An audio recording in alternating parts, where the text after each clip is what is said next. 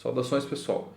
Hoje a gente vai falar sobre um recurso bastante interessante aqui e que resolve uns problemas de hierarquia que podem se tornar bolas de neve bem grandes aí dentro do React, tá? Então o React, pessoal, por padrão, ele começa a renderização dos componentes e ele vai de cima para baixo, ou seja, do pai para filho. Sempre ele vai fazer isso. Então a gente começa a nossa aplicação no PJS e todos os componentes que forem filhos dele, ele vai renderizando e atualizando estados de cima para baixo, de acordo com a necessidade, tá?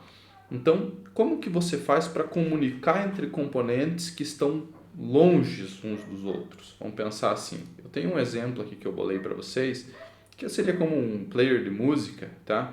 Então ele tem uma timeline, que é um componente, ele tem uma barra de controles aqui, que é outro componente, e aqui embaixo nós temos mais um footer, digamos assim, que é outra coisa separada, tá? E esses caras, eles não estão ligados uns aos outros. Vocês vão ver aqui, ó, a página home, ela tem a timeline e sai para um lado, digamos, e os controles saem para outro. Então são renderizações, são fluxos do React separados, né? Como que você faz para compartilhar informação entre esses caras? A primeira opção seria você criar um use state aqui, por exemplo, né? Criar um estado e passar esse estado para os filhos, né? Então, sei lá, state igual a tal coisa. Aí você passa para todos os filhos, beleza, você resolve até certo ponto. Agora vamos dar uma olhadinha aqui no control. O control, ele tem o footer separado. Então o que eu teria que fazer? Eu teria que receber essas props e passá-las de volta. Eu teria que amarrar tudo, pai com filho, né? Então fica bem complicado de resolver esse tipo de problema desse jeito, tá? Tem até um vídeo bem parecido com esse, que é um player de música também, que eu resolvi antes de existir a API de contextos, usando eventos, tá? Então o filho dispara um evento, esse evento modifica alguma coisa no pai, né? O pai observa esses eventos e modifica o seu estado, né? Porque os componentes filhos eles nunca podem modificar diretamente os pais, né? Então acessar diretamente uma variável dos pais, porque isso gera um loop, né? Então quando você renderiza o pai e atualiza alguma informação, o React vai desenhar os filhos de volta. Então se o filho está modificando o pai, ele está causando uma renderização de volta, tá? Então, para a gente evitar esse tipo de coisa, depois que surgiu a API de hooks, né, nós temos um negócio bastante interessante que é a Context API, tá? Então é uma API de contextos. Nós podemos sim criar um contexto e deixar ele visível em toda uma hierarquia, né? Então todos os componentes filhos daquele contexto teriam acesso ao que a gente quiser, tá? Então o que eu vou fazer aqui, pessoal? Eu vou implementar de forma bem minimalista esse exemplo para a gente ver como é que funciona. Então vamos lá. Aqui no nosso source eu vou criar uma pasta chamada contexts e eu vou chamar de appcontext.js. Poderia ser music, context, poderia ser o que você quiser, tá? Esse cara aqui, ele vai ser responsável por declarar o nosso contexto, tá? Então esse contexto, pessoal, eu vou inicializar ele, né? Eu vou importar, na verdade, do React aqui. Deixa eu pegar o próprio import aqui, só para não ficar com essa sintaxe React ponto. Então, o create context que não vem do production min, ele vem do React normal, tá? Um valor default, eu vou deixar nulo por enquanto, tá? E eu vou exportar esse cara. Export default, vou chamar de appcontext, só para ficar com o mesmo nome do arquivo, tá? Então, como um valor default, eu deixei nulo aqui porque eu vou inicializar ele em outro lugar, tá? Mas se vocês estiverem criando ele em outros, por exemplo, dentro do próprio AppJS aqui ou dentro de alguma coisa, você pode declarar já o valor default de cara, tá? Então, o que eu vou fazer aqui, pessoal? Nós temos a página home, que é a mãe de todos os componentes, e nós temos um componente raiz, que é o AppJS. Se você quiser que o teu contexto seja visível na aplicação inteira, é interessante você declarar esses contextos como globais, né? Então coloca ele aqui no AppJS, que de todo mundo que é filho dele, inclusive se tiver um router aqui, todo mundo enxerga, tá? E se você quiser fazer algo mais isolado, um contexto ele é interessante só em algum ponto da tua aplicação, você cria ele daquele componente para baixo, tá? Então daquela página para baixo, por exemplo, né? Então o que a gente vai fazer? O nosso contexto está declarado aqui, beleza? O que eu vou fazer então? No componente que eu quero que ele funcione, no componente que eu quero que seja pai, eu vou importar esse cara, o app_contest aqui, e eu vou envolver todos os componentes que eu quero que sejam filhos dele, ou seja, os componentes que eu quero que recebam esse contexto. Então aqui eu vou fazer o seguinte, eu vou colocar em volta da aplicação inteira, ó, não tem nenhum componente fora do contexto, digamos assim. Então eu vou criar aqui um provider, app_context.provider, deixa eu ver aqui que eu acho que ficou errado a grafia. Default context, full context tech. Esses imports do VS Code aí atrapalham às vezes. Então vamos lá. Agora está aparecendo o provider aqui. Então esse provider, pessoal, ele não é um componente que vai ficar visível para nós ali. Ele é só um invólucro, ele vai envolver a nossa aplicação, ou a página que você quer, ou um painel que dependa de um contexto. Então os contextos você pode colocar eles onde você quiser. O global fica aqui no app.js, se você quiser que fique global, tá? Esses caras aqui, eles precisam ter um valor, certo? É esse valor que vai ser repassado de pai para filho, né? Então aqui nós temos a liberdade de criar o que a gente quiser, tá? Então eu posso criar aqui um objeto com propriedades aqui dentro e passar esse objeto pelo contexto inteiro. Essa que é a moral da história. O que eu declarar aqui dentro vai ser compartilhado com toda essa hierarquia, com a view, com a home, com a timeline, com o control, com o footer, com todo mundo que está dentro desse guarda-chuva, tá? Então vamos fazer o seguinte, antes de passar esse cara aqui, vamos pensar o que a nossa aplicação precisa aqui, ó. Ela precisa que o track seja compartilhado, né? Eu me interesso em saber que música eu tô, ir para frente e para trás, e também eu preciso saber em que música que eu tô aqui. Esses 2 minutos e tal aqui é simbólico, né? Você poderia colocar também, mas eu vou deixar simbólico aqui só para representar um tempo daquela música. Então o que eu vou fazer? O que é interessante de ter compartilhado é um estado.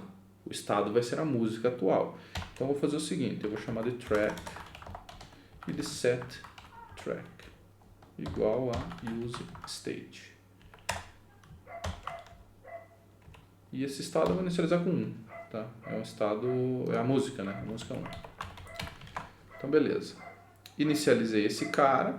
Agora eu posso dizer o que eu quero compartilhar com os filhos.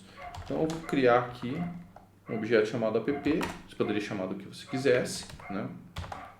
Poderia ser context, poderia ser o que você quisesse, né? Context value, enfim, né? Então, o que a gente quer compartilhar aqui? Nós queremos compartilhar o track, por enquanto, né? Então, eu vou fazer o seguinte, eu vou vir aqui no value e vou passar o objeto que eu quero compartilhar. Então, esse track que está no nosso estado está sendo enviado para todos os filhos, né? E como que eu sei disso? Vamos pegar aqui a timeline, por exemplo. Eu posso vir aqui e receber de volta esse objeto através do useContext, né? Então, o useContext ele recebe como parâmetro o contexto que você está compartilhando e ele retorna aquele objeto que você passou do outro lado, né? Então, se a gente observar aqui o nosso app.track, ó, não mudou nada no gráfico aqui, né? na página que eu estou representando, né? Só que se a gente olhar aqui, ó,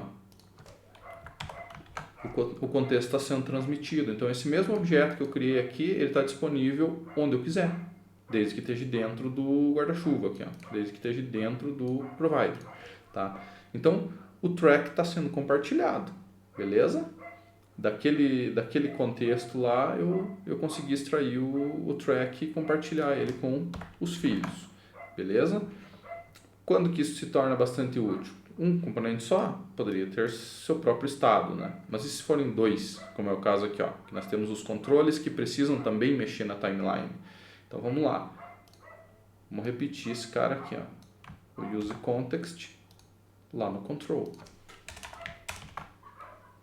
Então esse useContext aqui eu vou importar ele também do React. Eu já vou fazer manualmente porque eu sei que ele vai importar errado. useContext, tá? Esse cara aqui, ele não encontrou o context ainda. Agora encontra. Beleza. Então, eu tenho acesso em qualquer lugar que eu quiser, desde que esteja dentro do guarda-chuva ali. Aqui para nós, nos controles, o que interessa para nós? O track não interessa tanto, né? O que interessa para nós? Interessaria o set track. Só que eu não tenho o set track lá. Se a gente tentar usar o set track, vai dar um erro. Então vamos pegar aqui, ó, o handle prev, né? O handle prev, ele teria que pegar o app.setTrack e passar alguma coisa aqui, vamos passar 0, por exemplo, né? Isso aqui vai dar um erro, porque eu não tenho acesso ao setTrack ainda, está dando undefined. Para eu ter acesso, eu preciso enviar ele junto no contexto. Ó, agora funciona, né? Só que vamos pensar o seguinte: eu posso mandar o que eu quiser no contexto. Eu posso mandar o que eu quiser literalmente, inclusive funções, enfim, o que a gente quiser. Faz sentido eu deixar o controls. Ó. O controls ele só faz duas coisas. Ele volta uma música e ele avança uma música. Ele não tem busca, ele não tem um índice para você colocar lá, eu quero a música 12. Não tem. Ele tem duas funções bem específicas, voltar e avançar. Faz sentido eu entregar para ele o set track inteiro. Se eu entregar o set track inteiro para ele, ele pode vir aqui e colocar -1000. Funciona, porque ele tem acesso ao principal argumento que muda o estado, né? Então, o que a gente poderia fazer? Nós podemos deixar o contexto um pouco mais seguro, né? Então, em vez de entregar o set track direto, eu posso criar uma função prev aqui, ó. Esse prev vai ser igual a uma arrow function, tá? E essa arrow function, ela faz um set track com track -1, tá? Deixa eu só ver o que eu fiz de errado aqui. Faltou 2 pontos aqui, porque eu estou dentro de um objeto. Então, o o prev, ele faz um set track de 1 em 1, né? Agora, eu não estou entregando mais o set track direto, né? Então, se eu tentar vir aqui e clicar, ele não vai funcionar, né? Porque o set track não existe mais. A gente mudou o nome. Agora, ele só é prev. Então, olha só. Tava -1000 ali, né? Porque ele não mudou, né? Mas, enfim. Agora eu só tenho acesso a isso. Eu não tenho mais acesso ao estado inteiro, digamos assim. Eu só tenho acesso a uma pequena parcela dele, né? E poderia ser melhor ainda isso aqui ainda. Poderia ter até uma validação aqui, ó. If track maior que 0, faz o set track.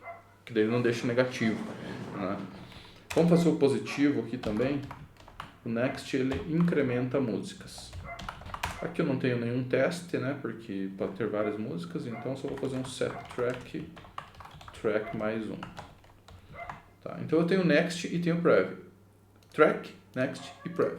É isso que está visível no meu contexto, né? O estado original está preservado aqui dentro, está privado, digamos assim, né? Então, aqui no control, eu posso seguramente utilizar aqui o app.next. Deixa eu dar um reload geral aqui nesse cara, só para ele começar do zero.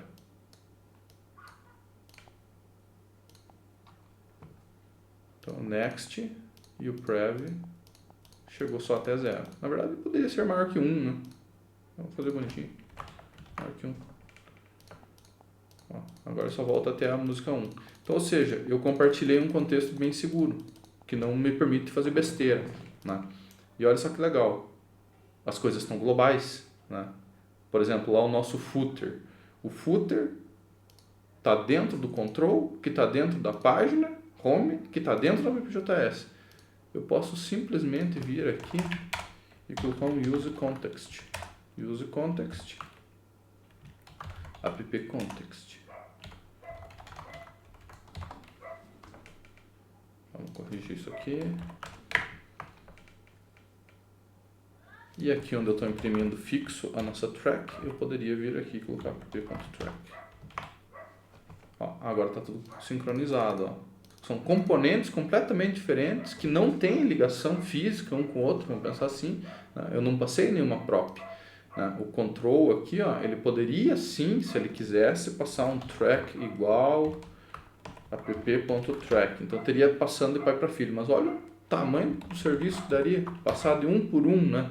Então aqui não importa, o contexto inteiro está tudo visível. Onde você usar o use context, as coisas estão visíveis, tá? Poderia colocar aqui o 2 minutos e tal, poderia vir aqui e criar mais uma variável aqui, ó, time, vamos colocar aqui music time, né? Sei lá, 1.55.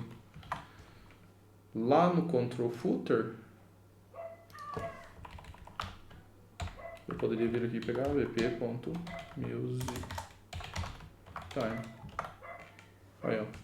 Então, você consegue compartilhar facilmente coisas de pai para filho e modificar essas coisas de um jeito seguro, né? Criando as suas funções. Se for interessante para o teu aplicativo passar o set direto, que ele modifique o estado do pai, pode passar, não tem problema. Tá? Se for algo necessário, não tem problema, você pode passar o set track direto aqui. Tá? Então essa daí é a Context API, pessoal. Um exemplo então específico para falar sobre isso. Qualquer dúvida, vocês entram em contato.